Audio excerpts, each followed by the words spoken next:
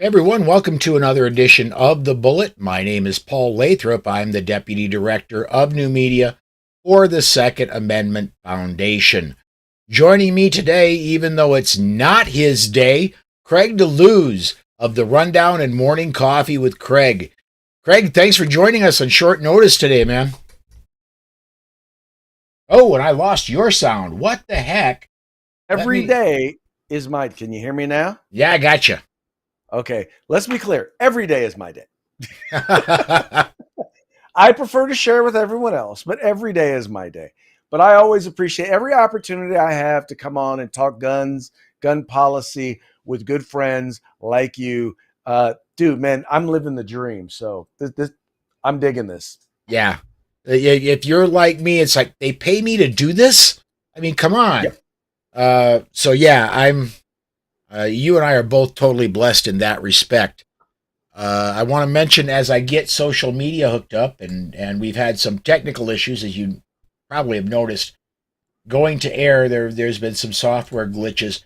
As I get social media hooked up, I want to remind everybody if you want to comment on any of the Polite Society podcast live video feeds.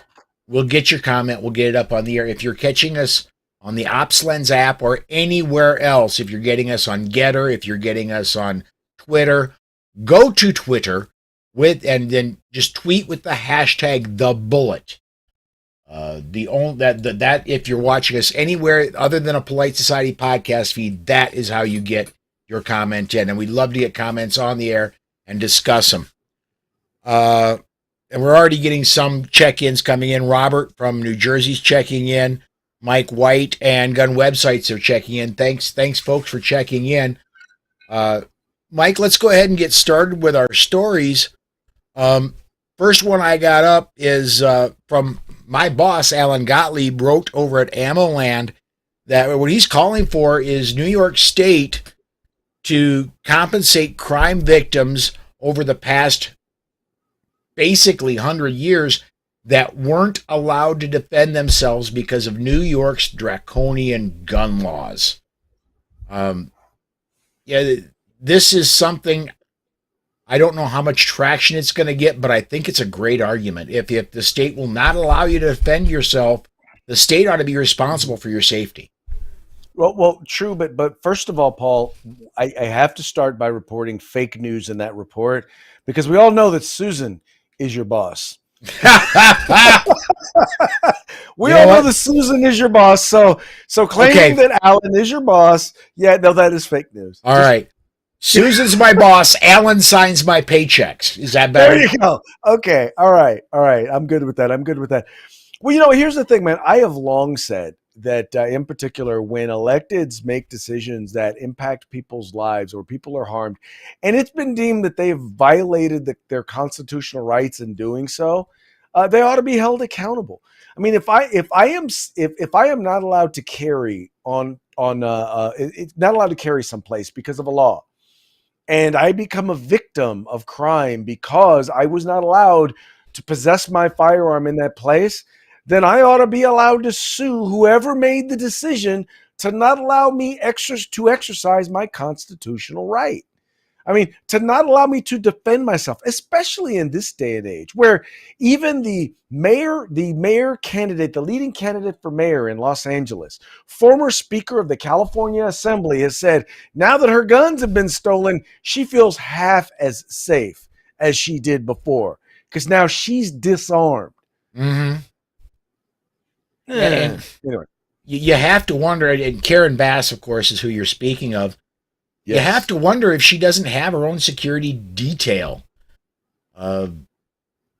Yet, well, I'm sure she does not now, but if she is the mayor of LA, she will have her own security detail. Now, when she was Speaker of the Assembly, she didn't have necessarily a security detail, but they do have Capitol Police who take care of them, look after them, protect them. And by the way, they are armed.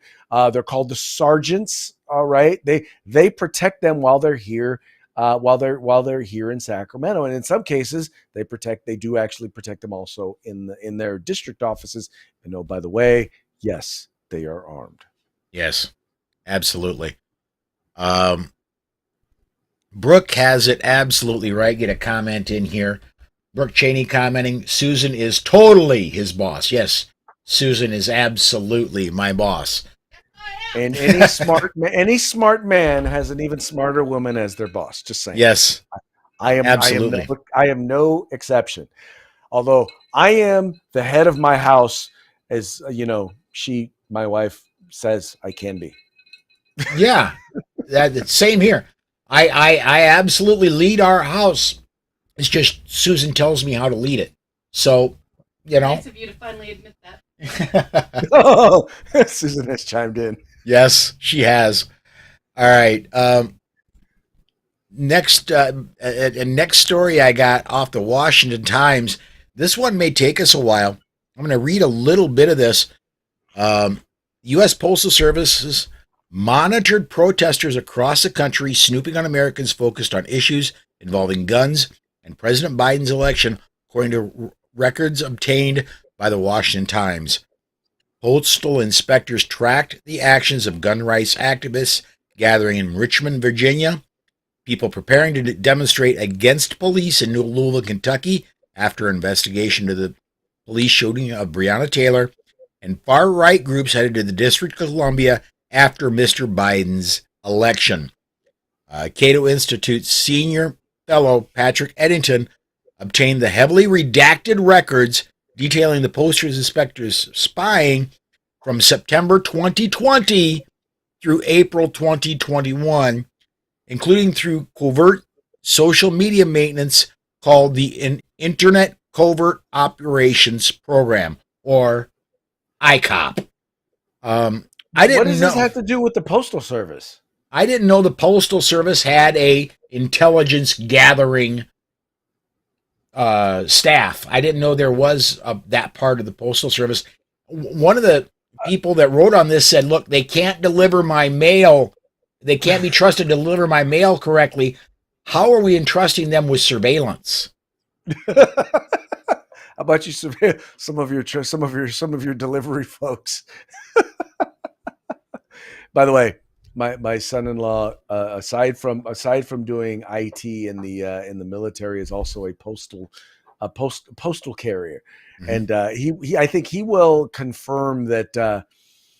They should not be doing surveillance. They should not be in charge of counterintelligence and surveillance. Just saying. Well, and what scares me is they're going after. They're not. There's no investigation from the Postal Service into the riots in Portland. Nope. To hold the people accountable there. Nope. The riots in Minneapolis where they burned down about, honestly, 10% of downtown got burned. They're not trying to figure out who's responsible for that. It was burned down as a part of a Black Lives Matter protest, and it was a huge number of the businesses were owned by people of color. Just saying. Yeah. But nobody's being held accountable for that. They're going after the people who were demonstrating for gun rights on Virginia's Gun Owner Lobby Day. Those are the people they're surveilling. So in other words, they should be going after people who advocate on behalf of any constitutional right. So if you believe in the right to freedom of speech, if you believe in freedom of religion, if you believe in due process, if you believe in the Second Amendment, as far as the mail service, and once again, this is a government-run agency, so this is government surveillance. Yes, of individuals who are doing nothing more than advocating for a constitutionally protected right. You can't tell me there's not something wrong with that. There's definitely something wrong with that, and we'll hear all the time from the post office when they're going broke, but we need to increase the price of stamps. Okay, I don't care. I don't mail that much. Raise the price of stamps all you want. Even my bills I get online anymore. I don't get hardly any bills in physical mail anymore. And I do that on purpose because I want the Postal Service to go bankrupt. And I did before this story hit. But, this just a worthless federal agency. And now they're Yeah. Anyway, let me get a couple comments in here. Gun websites on the YouTube side. Postal Service was one of the first federal law enforcement. Maybe covering mail fraud. I don't know. I'm not that big of a historian. That is a bit of history that I am unaware of. Yeah, me as well. And Mike, going back to the story we were talking about just a few minutes ago. Oops. Isn't the Highway Patrol security for the mayor of Los Angeles? That's entirely possible. That they contract State agent, a state. Well, you're right. They may have contracted. The Highway Patrol is actually, it merged with the California State Police long time ago. Mhm. So it's quite possible that they could have contracted, but I don't understand, why wouldn't she have contract? Why wouldn't they have contracted with LAPD to provide that sort of security? Why wouldn't she have an LAPD detail for well, no, they wouldn't have an LAPD, not for the mayor of Los Angeles. When she was speaker, I don't believe she had a detail with Highway Patrol. I believe the governor's office, his security was with them, but I don't believe anyone in the legislative branch. I could be totally wrong, so feel free to correct me, but provide the link if you got it, because I'm always interested in learning something new. Yeah, I would second that. I'm woefully uninformed there. Mhm. La- Well, especially in California. Look, yeah, that wouldn't be. Look, there are many people who make policy in the state of California who are woefully uninformed. You are no different from them. and I'm a former California resident. I was born and raised in South Dakota, and for about He's a 5 years, recovering Californian. yes. Well, I was born and raised in South Dakota. Then for about 5 years, in my mid 20s, I decided San Diego would be really nice and moved out to a little town outside of San Diego called El Cajon, which, by the way, is home of NASCAR champion Jimmy Johnson. That's where he cut his racing teeth in off-road racing. But I lived in El Cajon for about 5 years, and then I'd had more than enough of 5 years of California to last me the rest of my life, and came back to Sioux Falls. Just beautiful country, and even going back to the year 2000, could not handle the politics, and I was not nearly as libertarian as I am now. Back then, I was kind of apolitical. Well, California is still, and despite the numbers, despite the representation in the legislature, California is, I still believe, in many cases, center. It's center left now. It used to be very center, but it's still center left.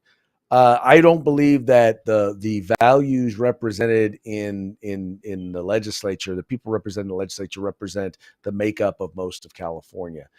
I just believe that unfortunately, between the Democratic Party and the unions controlling California, and the woeful ineptness of the California Republican Party, is the reason why there's such a lopsided.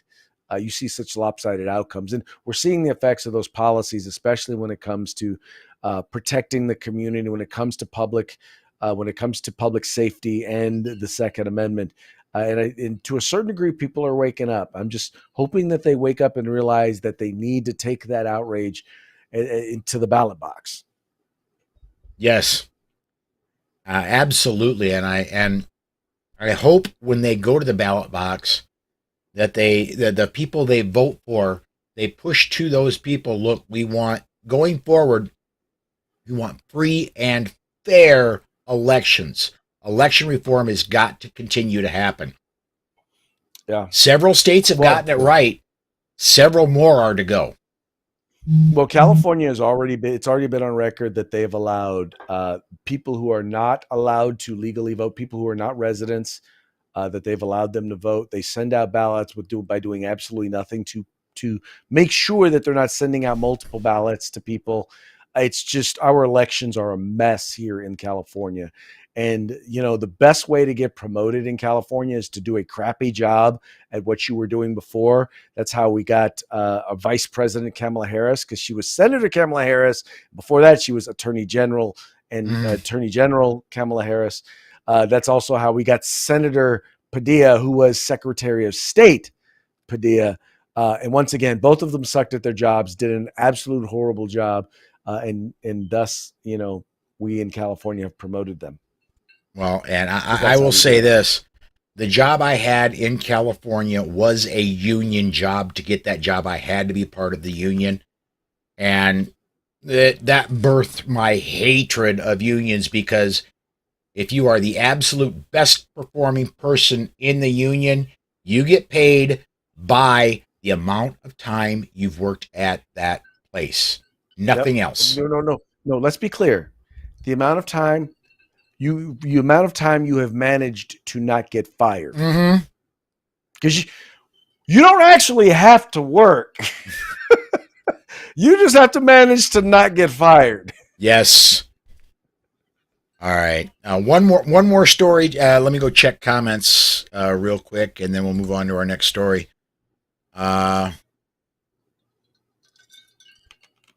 Brooke, good one. Brooke says, "Wake up before November." Hey, let me bring this up. Coming up in South Dakota, we are rapidly approaching the deadline for registering to vote for November.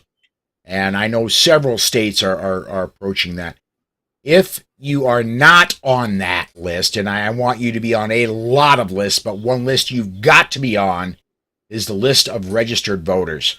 Please, if you're not registered to vote, go down to your local courthouse, check to make sure you're registered, check to make sure your current address, if you've moved any time in the last 5, 6, 7 years, make sure your current address is where you're registered to vote at, so that your vote cannot get kicked, and that everything is good to go, because November is quickly approaching. We're a week, tomorrow will be 1 week from October.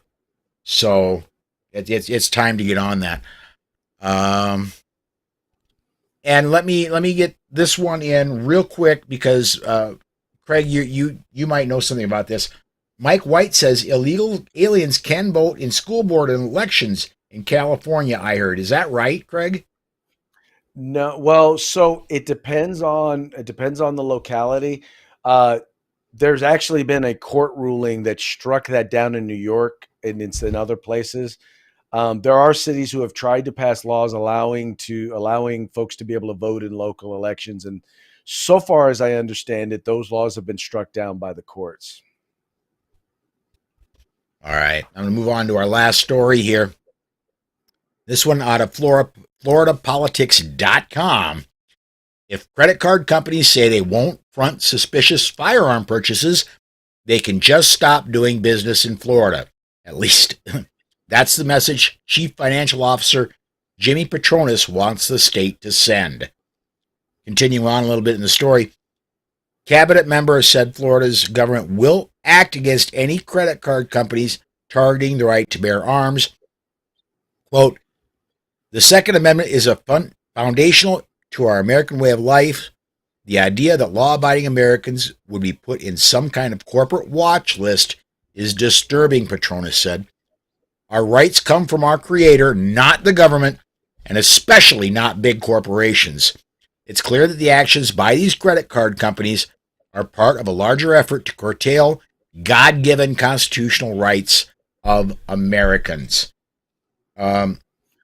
Craig, both Louisiana and Texas said that if you want to sell bonds in our state, if you want to sell municipal bonds, help cities carry their debts, you cannot be anti-gun.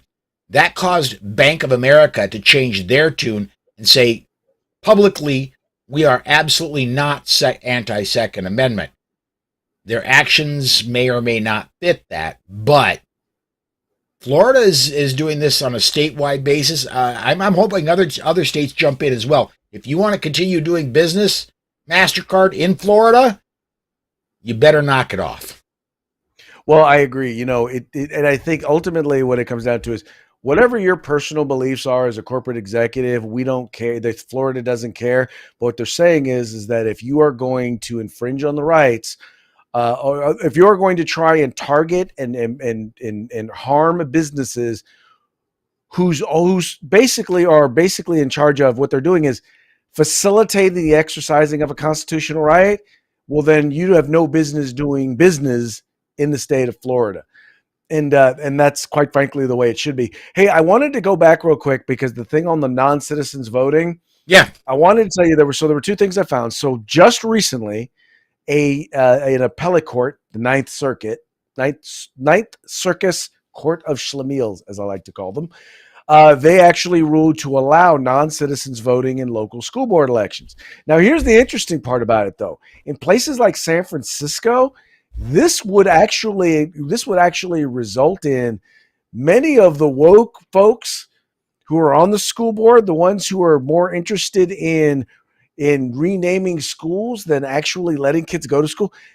Because these immigrants, they're immigrants who don't like what the school board has done. So it might actually wind up helping more conservative positions. But still, I'm not a believer that non-citizens should be voting. But it may politically wind up working against Democrats. Yeah. When I lived in El Cajon, California, I knew a few migrants that may or may not have been missing papers.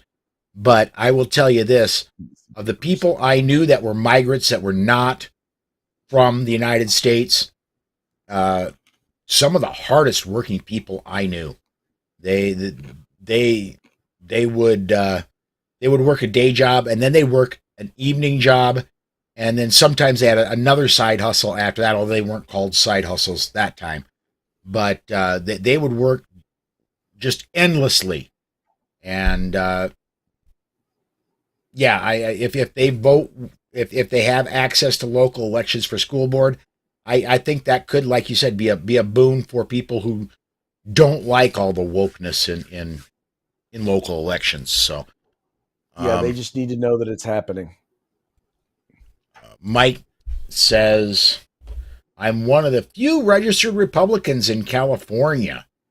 I don't know how. So, Mike, I'm going to correct you, Mike. There are more registered Republicans in the state of California than any other state in the country. We outnumber every other state in the country. Now, the problem is that there are twice as many registered Democrats as there are Republicans in California. But don't sell yourself short. You're not alone. There are a bunch of registered Republicans, like I said, more than any other state in the country. So, not to put you down, but I had to correct you. All right. And Brooke over on the Facebook side says, volunteer for Pro 2A candidates. If we each do a little, we can get a lot done. That's a big statement, and it's absolutely true. You don't have to do everything. You don't have to go to work for them, but doing, a couple hours once a week, that will help a lot. If you don't have time to give time, give money. Yeah. And don't say, oh, well, I can't give 500. Give 100, give 20, give 5, give something, do something. Don't just sit back. Texting and tweeting is not enough. It's just not. Give of your time or your treasury. Time or treasury or talent. One of the three. Absolutely. Or all of the three. Absolutely. Craig, got about 7 minutes left, 6 minutes now left. I want to take the time we have left. I want to plug what's coming up starting a week from tonight. I want to plug Gun Rights Policy Conference. AmCon, as we're speaking right now, 1 week from right now, AmCon will have wrapped up. You're going to be speaking at AmCon. But I want to plug Gun Rights Policy Conference. Of course, I'm going to be broadcasting it over on the SAF channel and on OpsLens and everywhere OpsLens is picked up. But I still, if you have got a chance to get a plane ticket and get to Dallas, I really believe you ought to be there. Number one, you can meet Craig and a whole lot of great people that are fighting very hard for our Second Amendment. Just if you could give your elevator speech of why it's important to attend in person Gun Rights Policy Policy So what's conference. great about GRP? Okay, so first of all, GRPC is actually where Paul and I met back in, I believe it was 2016. Here's the deal: gun Yeah, I rights think so. policy. Yes, gun rights policy conference is where people who are on the ground, whether it is in media, whether it is as volunteer advocates, whether it is as attorneys, these are people who are fighting for the right to keep and bear arms, right? These are people who are dealing with the policy in the various different cities and states across the country. It's an opportunity to come together to talk about what's going on, right? What's going on in your state and what's going on in my state. How, it's an opportunity to share ideas about how we're combating those various different things. It's an opportunity for folks to learn about the battle, about the various different policy nuances. Because folks, let me tell you, there's a lot of policy nuances when it comes to Second Amendment, because there are very few people on the right or the left who understand firearms policy, the firearms industry, and how the three intersect, right, in the real world. And most of those folks are at the Gun Rights Policy Conference. And they move it around each year because they want to give people across the country the opportunity to come in to hear and to learn.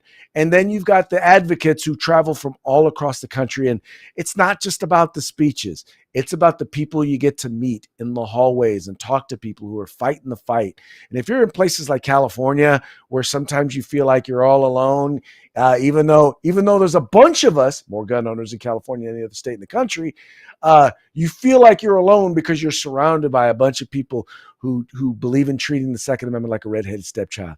It's like stepping out of California and being in America. So if you can go, register. Here's the deal. All you got to do is get there. It's free. Yes. They give you books free. when you get there. You will get a stack of books that will help you to learn and educate yourself. I'm telling you, it is an event that will pay for itself.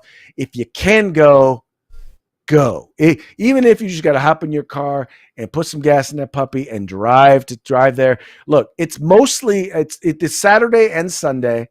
But even if you just went for Saturday, you could drive somewhere. You drive there in the morning, stay there all day, and drive back in the evening. But whatever you do, you got to check it out. So not only that, it's a lot of fun, but you'll learn a lot. It's worth going to. One of the things I love, and I see this every year, is there will be people from Kansas, and you'll see them talking to people in Virginia. And people that they'll be talking back and forth in Kansas will say to Virginia, hey, you're having this issue. This is what worked for us. Virginia will say, that's great. We're going to go home and try that. Virginia does. Sometimes it works. Not all the time, but a lot of the time it works. This is how freedom spreads, is a lot of it is the networking that comes from there. Oh yeah, no, most definitely the best part is the networking. But you can't network if you aren't there. And it's nice, but I know you guys will be streaming it, and you'll get some really good knowledge. But here's the thing, folks, if you're not there, you're gonna miss the networking, and you gotta be there for that if you can be. Yeah, I will be live from, I believe, Saturday morning start is 8 a.m. Central Time, and they run to 6 p.m. Central Time. It's going to be like a bit of a long day for me. Thankfully, I'm not speaking, so I don't have to talk. I can just shut my mouth and push buttons all day long. But it's going to be a great, and you'll be able to see everything that happens on the stage. I'll be bringing you Saturday night. I'll bring you a short show of highlights. After that, I'll grab a few people and set them down next to me. We'll do short interviews.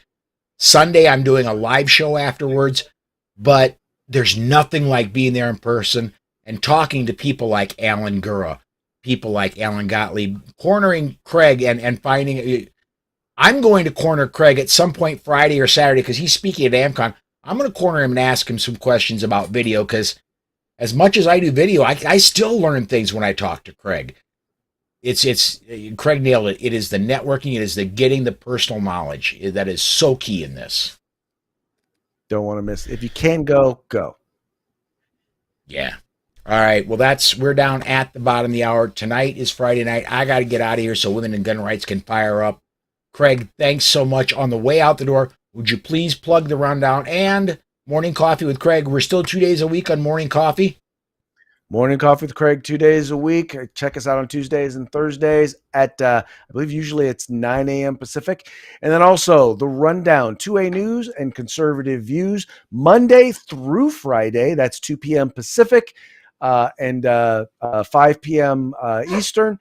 You'll find that out at the rundown.us, but you can listen to us wherever you get your podcast, but you can also watch it on YouTube, on OpsLens, on Spotify, YouTube, wherever you watch stuff, you can watch us. All right. 2 comments on the way out the door. We're going to make these real fast. Mike says if someone would sponsor me, I'll go. Well, that's one way to get there. And Robert, who's a New Jersey guy, I can't go to Texas. I might have a stroke from the sudden rush of freedom. Robert, I'm telling you, they give you revolvers when you walk off the plane. I mean, it's you officially are inscripted into the Texas militia. Conscripted. That's the word I'm looking for. Conscripted. Conscripted. Yes. All right, Craig. Thanks very much for joining me today. And everybody, please do come join me 12 p.m. Central Time tomorrow for the weekend edition of The Bullet. We're going to be having Beth Alcazar, Mike Piwowarski, and Tony Simon, and I have to keep all those folks in line for the Weekend Review show for 1 full hour. Wish me luck. Monday's going to be regular broadcasts, and then we shut it down as I travel down to Dallas for Gun Rights Policy Conference. Thanks for watching, everybody.